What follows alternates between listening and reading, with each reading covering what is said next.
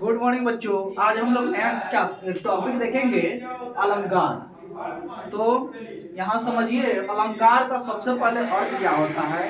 तो अलंकार का अर्थ होता है आभूषण। जैसे कोई स्त्री आभूषण पहनती है और देखने में अच्छा लगता है, उसी तरह अलंकार भी किसी शब्द में लगेगा तो पढ़ने पर कुछ विशेष अनुभूति होगा, उसे हम लोग अलंकार कहेंगे।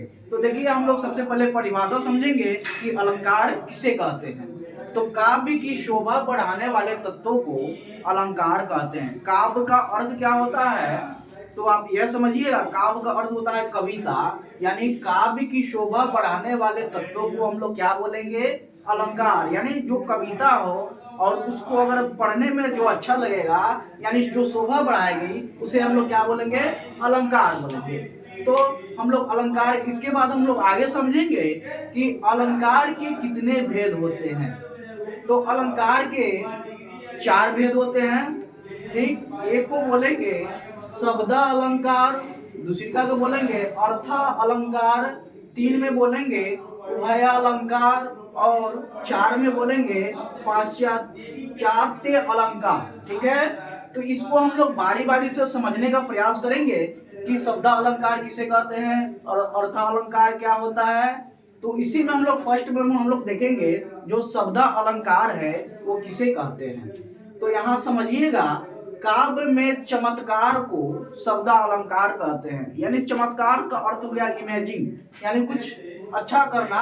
देखिए, यहाँ समझने का प्रयास कीजिए, काव्य में जो चमत्कार हो उसे हम लोग क्या बोलेंगे, शब्द अलंकार बोलेंगे।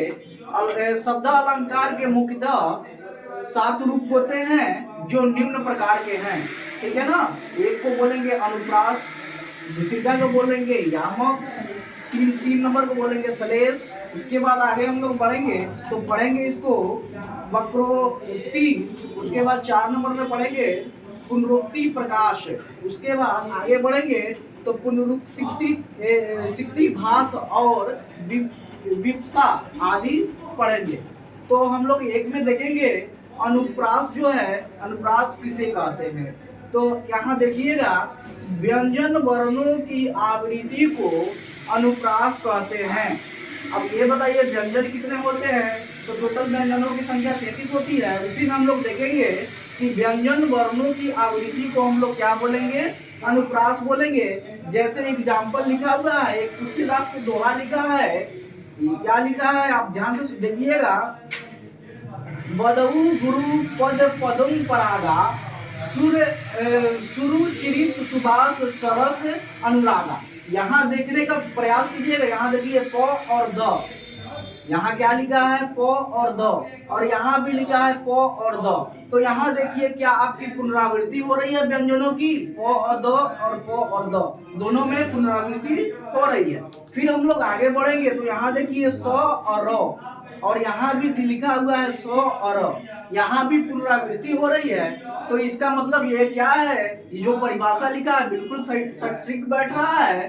ठीक है ना। उसके बाद हम लोग आगे बढ़ेंगे तो 2 में पढ़ेंगे छेदागनुप्रास, यानी छेकानुप्रास किसे कहते हैं। तो इसमें समझिएगा, अनेक व्यंजनों की एक बार स्वरूपता व क्रमता आवृत्ति हो। यानी इसको समझिएगा, स्वरूपता या क्रमता क्या होती है।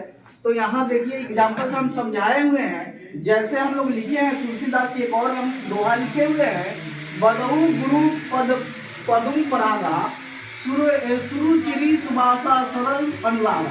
यानी देखिए यहाँ भी देखिए प और ध और प और द, यानी यहाँ क्या हो रही थी, यहाँ देखिएगा, यानी आवृत्ति यानी क्रमता क्या हो रही है, यानी क्रम से फिर वही दोहराया जा रहा है।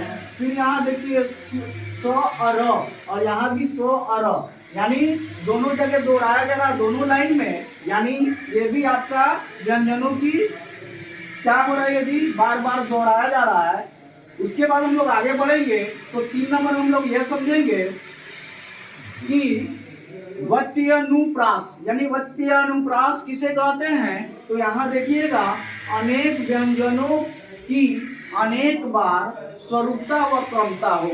यानी ये समझने का प्रयास करेंगे स्वरूपता किसे कहते हैं और क्रमता, यानी क्रमता यानी बार बार ठीक है ना। यानी देखिए अनेक व्यंजनों की अनेक बार स्वरूपता व क्रमता हो। जैसे एग्जाम्पल लिखा हुआ है कलावती, केलीवती, कलिंदजा। यहाँ देखिएगा, देखिए क और ल यानी कल हो गया।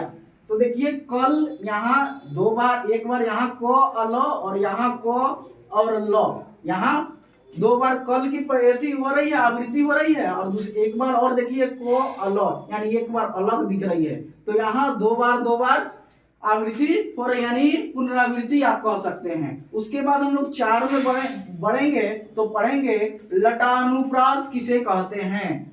तो हम लोग ये देखेंगे कि तात्पर्य मात्रा के भेदों से शब्द व अर्थ दोनों की पुनरावृत्ति हो।